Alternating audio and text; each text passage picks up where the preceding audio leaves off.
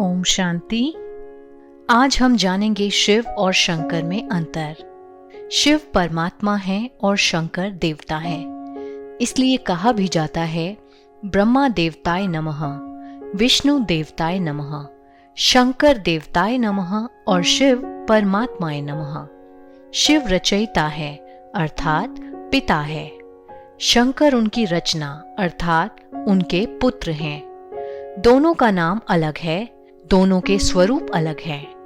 एक का नाम है शिव और दूसरे का नाम है शंकर। एक का स्वरूप है आकारी, दूसरे का स्वरूप है ज्योतिपुंज अर्थात निराकारी, जिसे मंदिरों में शिवलिंग के रूप में दिखाया जाता है।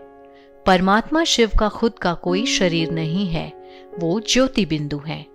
शंकर का आकारी शरीर होता है। शिव का अर्थ ही है कल्याणकारी, जिसे प्यार से हम भोलेनाथ भी कहते हैं। शंकर जी विनाशकारी देवता हैं, जिनके लिए ही कहा जाता है कि तीसरा नेत्र खुलने पर विनाश होता है। उनकी पोजीशन बिल्कुल एक डिफेंस मिनिस्टर की तरह है। जब तक डिफेंस मिनिस्टर को प्राइम मिनिस्टर या प्रेसिडेंट का ऑर्डर नहीं मिलता, तब तक वो अपनी मर्जी से एक्शन नहीं ले सकता। ठीक उसी प्रकार शंकर जी के ऊपर भी कोई और है जिन्होंने शंकर जी को ये विनाश का महान कार्य सौंपा है। तो एक भोलेनाथ अथवा कल्याणकारी है और दूसरा विनाशकारी है, और यह दोनों ही कार्य एक दूसरे के बिल्कुल विपरीत हैं। जब कोई मंत्र देता है तो ओम नमः शिवाय कहते हैं, कभी भी ओम नमः शंकराय नहीं कहते। उसी प्रकार शिवरात्रि कहते हैं, कभी भी शंकर रात्रि नहीं कहते। शंकर जी को कैलाश पर्वत पर हमेशा ध्यान मुद्रा में दिखाते हैं। यदि वे खुद ही भगवान हैं, तो वो किसका ध्यान करते हैं? शंकर जी को एक गृहस्थी के रूप में दिखाया जाता है और पूरा परिवार मिलकर के शिवलिंग की उपासना करते दिखाए जाते हैं, अर्थात सारा परिवार मिलकर परमात्मा शिव को ही याद करते हैं।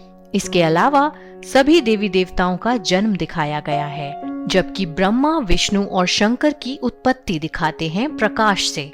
तो क्या है ये प्रकाश? प्रकाश अर्थात परमपिता परमात्मा शिव। भारत में चारों दिशाओं में 12 ज्योतिर्लिंगम दिखाए जाते हैं।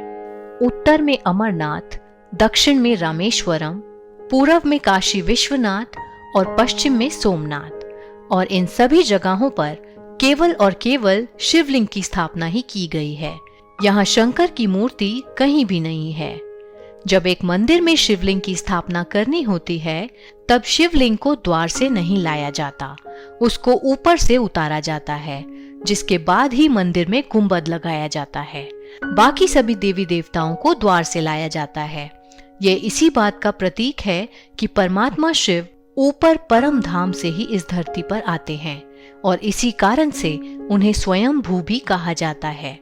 स्वयंभू अर्थात जो स्वयं ही भू पर पधारे।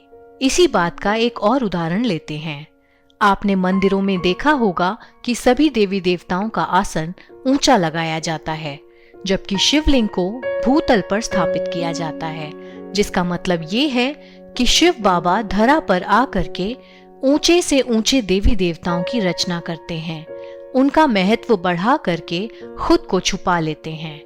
और यह काम केवल एक पिता का ही हो सकता है, जो अपने से भी ऊपर अपने बच्चों को रखता है। इतना निरंकारी केवल और केवल एक शिव परमात्मा ही हो सकता है।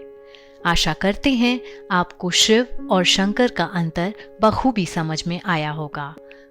कल हम आपसे फिर मिलेंगे एक नए टॉपिक के साथ।